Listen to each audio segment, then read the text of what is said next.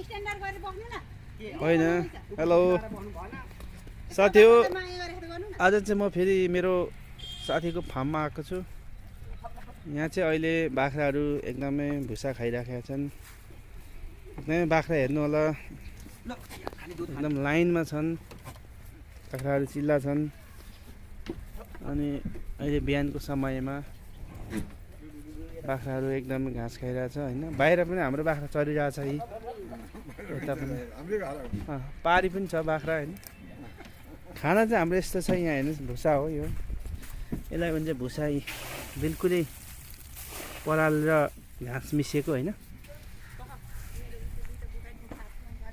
होइन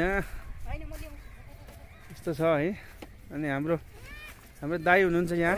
नमस्कार है मित्र, एकदम इन्द्र खड्का, उहाँ चाहिँ एकदम अनुभवी कृषक हो है। अमन बाख्रा फार्म हो है मेरो चाहिँ। अमन बाख्रा फार्म हो होइन हाम्रो। हामी चाहिँ अहिले भर्खर नयाँ गर्दैछौँ। अहिले हामीसँग कति 40-50 वटा जति छ? 38 वटा जति छ। 38 वटामा अझै 5 वटा बिहान छ। हो एकदमै उहाँ चाहिँ अनुभवी कृषक। उहाँबाट मैले पनि एकदम प्रेरणा पाउँछु है, सिक्छु है।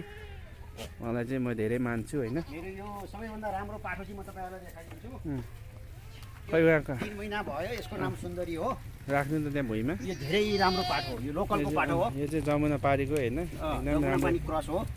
एकदम हेल्दी छ, एकदम हेल्दी छैन। यस दाइको धेरै प्रगति हुँदैछ। पहिले आउँदा थोरै थियो, अहिले धेरै भइसक्यो होइन। बढ्दैछ। अब हाम्रो यो चाहिँ खोर हो होइन। यो चाहिँ हाम्रो फेरि बच्चा बसिन्छ पाटा सेक्सन हो। यो चाहिँ रात दिउँसोलाई होइन। यसरी यो भोलि हाम्रो खोर बन्छ होइन। यो चाहिँ पसीको लागि है। अनि यता पनि छ हाम्रो बाख्रा। यो चाहिँ हाम्रो थोरै छ बाख्रा, यो बाहिर चर्छ होइन। यिनीहरू चाहिँ ए यस्तो चाहिँ साथी हो। यहाँ चाहिँ हाम्रो बा हुनुहुन्छ है। बाको चाहिँ नाम चाहिँ के भन्नुभयो तपाईँले? मेरो नाम खडबार हो, खड्का। कति वर्ष पुग्नुभयो? कति वर्ष पुग्नुभयो? 74 वर्षको मान्छे अझै बाख्रा फार्ममा खटिराख्नु भएको छ है। यस्तै छ साथी हो। हामी यहाँ गर्दैछौँ। काठमाडौँमा चिसो छ है, के गर्नु, दुःख छ, घाँसको अलिकति अभाव छ होइन। यता हाम्रो अर्को कृषक दिदी हुनुहुन्छ है, यता आउनुहोस् त दिदी। हजुरको नाम चाहिँ के भन्नुभयो? ए दिदी, उहाँ चाहिँ फेरि यहाँको सबैभन्दा पुरानो कृषक हो। दिदी गइहाल्नु भयो, आउनु भएन, ठिकै छ। ल साथी हो, प्लिज लाइक एन्ड सब्सक्राइब गर्नु होला है। हो यसरी बच्चाहरूले दुध खाइसकेपछि चाहिँ यो फार्ममा चाहिँ के हुन्छ भने बच्चाहरूलाई छुट्टै राखिन्छ। ए बच्चाहरू बस्ने ठाउँ यहाँ होइन। यो चाहिँ एकदमै बच्चाहरू हेल्दी छन् होइन, उफ्रिने कल्ले। Hello hello hello.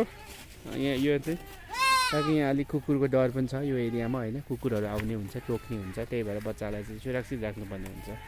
यो सहरमा होइन भत्त कुकुरहरू धेरै छन् होइन, टोक्लिने गर्छन्।